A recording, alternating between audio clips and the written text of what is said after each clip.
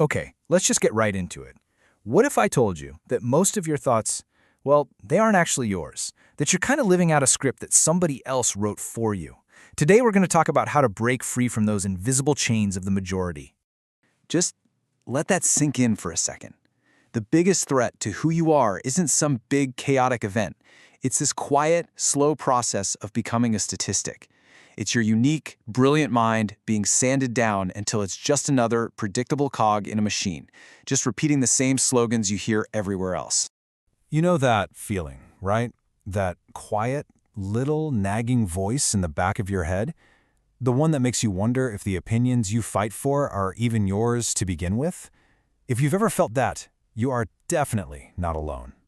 So, what is this invisible force that's constantly pulling at us, shaping our thoughts? Well, it actually has a name, and it is more relevant today than ever. It's called the tyranny of the majority. It's a seriously chilling feeling, isn't it? It's like you suddenly wake up in the middle of a play where you don't know any of your lines and you're just surrounded by people screaming these opinions that feel totally hollow. The crazier part is, the louder the noise gets, the less sense any of it makes. There's a name for this whole phenomenon: collective stupidity. And look, this isn't about people being unintelligent. Not at all. It's about a willing surrender of our intelligence. It's choosing to accept these simple, shallow stories because, let's be honest, it's easier. It lets you fit in and just stay comfortably numb. And think about our world for a second. It rewards instant reactions. It rewards emotional outrage. So in a culture like that, the most rebellious, most powerful thing you can possibly do is to just be quiet and think for yourself. That's not weakness, my friend.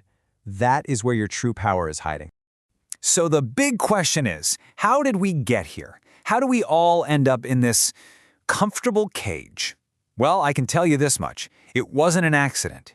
It was built, piece by piece. Let's take a look at the blueprints. The brilliant thinker Noam Chomsky, he called it manufactured consent. It's basically a system that trains us from a young age to just consume information without ever questioning it. And when you just accept things passively, you become predictable, you become manageable, and honestly, you become a whole lot easier to fool. Now look at this number: 5 times. That's how much more information is being thrown at our brains today compared to just a couple of decades ago. We're just not wired for this kind of overload. So what happens? Our brain takes shortcuts. It has to. It sees a post with thousands of likes and automatically goes, "Yup, that must be true." But is it really? And all that information overload, it pushes us right into the trap of groupthink. This is that moment where you're in a room, you know something's wrong, but you stay quiet because you don't want to be the weird one. You don't want to get kicked out of the tribe. The desire to belong literally becomes stronger than the desire to be right. And please, don't think this is some small thing. The legendary psychologist Carl Jung called this exact process a true catastrophe. A catastrophe. Why? Because every single time you nod along with something you know is wrong, you are chipping away a tiny piece of your real self. And this creates this huge war inside of you. On one side, you have your persona. That's your social mask, the version of you that's designed to fit in with the herd. But on the other side is your real self. And that feeling of quiet unrest, that's your real self trying to sound the alarm, trying to wake you up. Okay, so we've laid out the problem. It's pretty big, right? But now for the most important part. How the heck do we get out? This isn't about wishful thinking. It's about a clear, actionable protocol for your mind. The path to reclaiming your mind, to what some people call cognitive sovereignty, it boils down to 3 absolutely crucial steps. Let's break them down, one by one. Okay, first up, active observation. Here's a challenge for you. The next time you're in a conversation, your goal is not to win, it's not to make your point, it's just to understand. Stop thinking about what you're going to say next and just listen. Listen to the tone, the emotions, the shaky logic hiding behind the words. That's where the real information lives.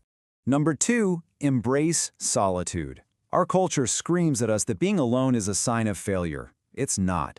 Solitude is not loneliness. It is a powerful tool. It's the space you need to actually hear yourself think without the noise. Start small, a 10-minute walk, no phone. That's it. In that silence, you stop being just a consumer of ideas and you start becoming the architect of your own mind. And finally, step 3, and this is the big one, metacognition. This is the superpower you have that you probably don't even know about. It's the ability to think about your own thinking, to step outside of your own head for a second and ask, wait a minute, why do I believe this? Is this actually my thought, or did I just absorb it from somewhere else? This is the absolute key to taking back control. But listen, all these tools, all this knowledge, it's all completely useless without one final, fundamental shift in how you see the world. No one. There is no guru, no political party, no magic pill that is going to do this work for you. The responsibility for the state of your own mind is yours, and yours alone. So that leaves you with a choice. It's a pretty stark one. You can keep going through the motions, living this normal life that deep down kind of makes you sick, or you can take a deep breath, face that little bit of fear, and decide right now to start living a life that you actually choose. So what's it going to be? If you're ready to make that choice, let's make it real. Make a declaration to yourself, right now. Go down to the comments and just type, I choose to think for myself. It sounds small, but it's a powerful first step. And if you want to go even deeper on this stuff, I put a link in the pinned comment for you. And I want you to leave with this one final thought. If any of this is hitting home for you, if you feel that quiet unrest, it doesn't mean there's something wrong with you. It doesn't mean you're broken. It just means you're finally starting to wake up. And that, my friend, is the most incredible journey you could ever hope to begin.